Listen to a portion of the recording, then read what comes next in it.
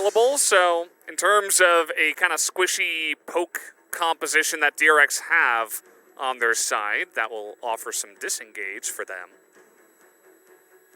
And the DRX comp here, I think that they have a lot of raw power, especially on the top side. And I think the idea of the composition is you poke, you know, with your Jace. Maybe you want to not have a relevant soul in your game. Yes. That's something we've learned over here at the LCK. He certainly was solo killing and dominating in that matchup against Rascal. As we're having a fight here over the blue buff, Pyosik is going to take a lot of damage. Comes down to the smite, and Pyosik will pick that one up. And with the priority in the top side, you can see that Kana's kind of getting baited into this fight. And Kingen still has Flash. He doesn't even need to use it there. That is really unfortunate for him. But also, it stops the other... Oh, man. I don't even know what to say about that. That's unfortunate. Kingen's still in an awkward spot. Doesn't want to get wall-ups here. He is going to try to flash it, but misses it. And it ends up being a kill for Faker in the end. So a really nicely timed roam here. On the Zoe, which is pretty great. However, Pyosik's back again. They got the red buff here on the Udyr, and Pyosik is getting really aggressive. A solo kill in the jungle. Now we got a 2v2 down on the bottom side. The Killer Instinct comes in. Teddy's just trying to get out of dodge, but he cannot. As the straight-up 2v2 kill will go the way of DRX. And now Becca just trying to body block here. He's got the stun coming up. It doesn't look like he can quite edge out. Still going to come out here, gets that stun down and into the wall. He is just stun-locked from 100 to 0. That's the kill and the Demolish proc and the Rift Herald that they can use to get an insane amount of damage. Oh, Kingen. Well, he's got his blast this time, but there's such a long lane that there's no reason to. He knows he's just going to get run down by the Udyr, so he just has to accept his fate again. Talk about turning that matchup on its head. It was looking so doomed before, as now the engage this time around will be Feather Stormed. Keria has his Aftershock procced, is going to get the triple knockup, and now a TP coming in here from the Gnar. Well, that's fine, it's 2 flashes. Yeah, he gets the double flash, but at the same time not able to get the stun as, ooh, nice engage here from Keria, trying to get on in now is Bow. But do they have the damage? It doesn't look like it. Now into the turret, the Chaos Storm not actually able to get any consistent damage. So Mega Gnar, but I don't think this is going to end well. Kana's been having a fun time, but unfortunately, there have been some mistakes. And he is a bit out of position, but he's looking to turn it around now. He does not have Mega Gnar, though. They do have the damage to blow him up. Cuz trying to get on top of Pyosik here, going 1v3. As that hook is going to sail wide. Teddy not able to win that fight on Soka in the river. As Faker looking for the big wallop there onto the Alistair. I think Kingen is in trouble again. Yeah, well, with the teleport coming in here, they are really looking to bully this Jace down. They're just going to wait until Kana simply pushes the lane. Kingen, no escape for him, and he knows it. Just trying to do as much damage as possible before he does go down. What can DRX get on the map while this is happening? Them to really land that pre-fight damage.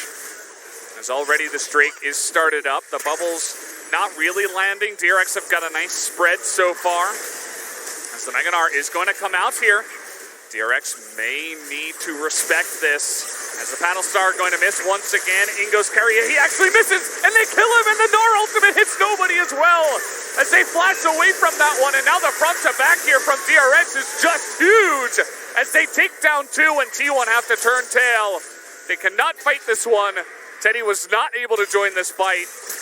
And they're just looking for more. As they want to get more kills here. At the same time, though, if you pick up a Baron for it, it's just Soul Point, not Soul. So that's a trade you'll take as T1. You'll take it. We'll see if they can actually take down the Baron. We have the teleport committed to here by Soka.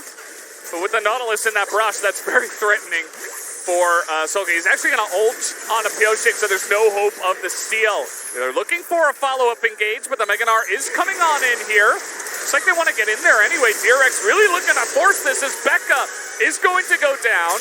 We get the sleep now onto Kana, who is going to have to hop away. And a ton of damage coming in, but the exhaust is pretty huge. Kana this time able to land his abilities, just trying to sacrifice for his team. As Faker is trying to do some follow-up damage, and everybody else is able to get away from there with the Baron buff intact. Ow! The golden ball! You see Teddy not even flinch? He's like, yeah, I'm totally fine. No, I'm not afraid. Like, we're getting excited. Teddy is not as the teleport. What?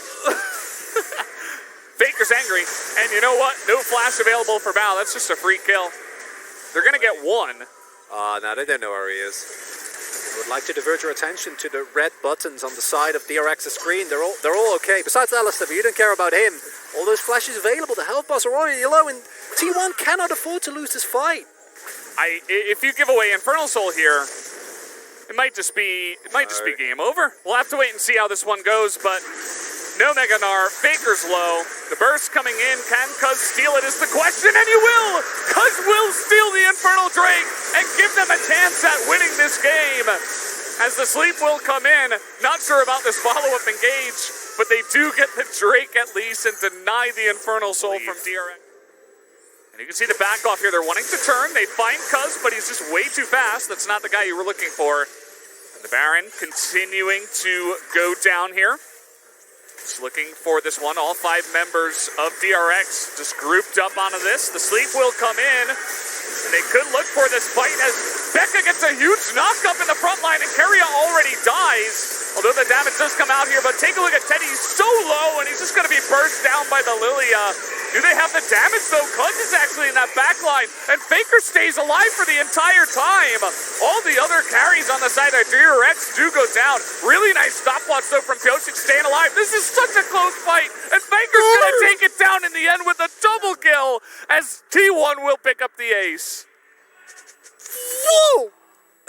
Oh, that was just gorgeously played from so many people. In the end, it's T1. Because he gets ulted into the wall and then Faker blows him up. As this might just be the fate of Solka, although that bubble is going to miss. The damage not quite there. The flash though from Teddy is enough.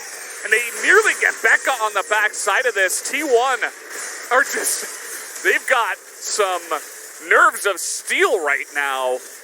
But that's a lot of poke damage on a Teddy. He's going to have to get some health back here.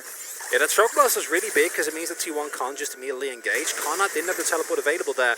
I don't actually think they can go for this. It looks like they might choose to do so. They are going to go for it. There is the spot. They know that this is happening. Poke is available. Yep. You see DRX pretty hesitant to get on in here. We'll see if the Alistair, he gets knocked up out of the Hex Flash. Not sure if he was actually going to commit to that, but man, that just puts the nail in the coffin on that idea. As okay, we got some poke coming out here from DRX. Trying to stop them from coming on in here. Faker, a little bit of an awkward spot.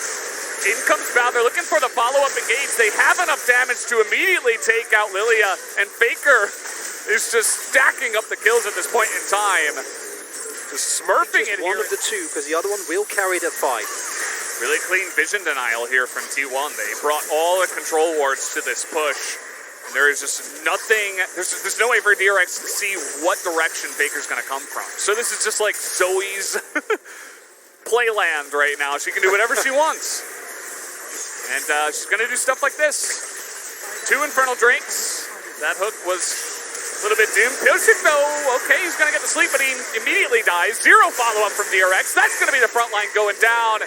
And T1 looks like they may have just opened up this game.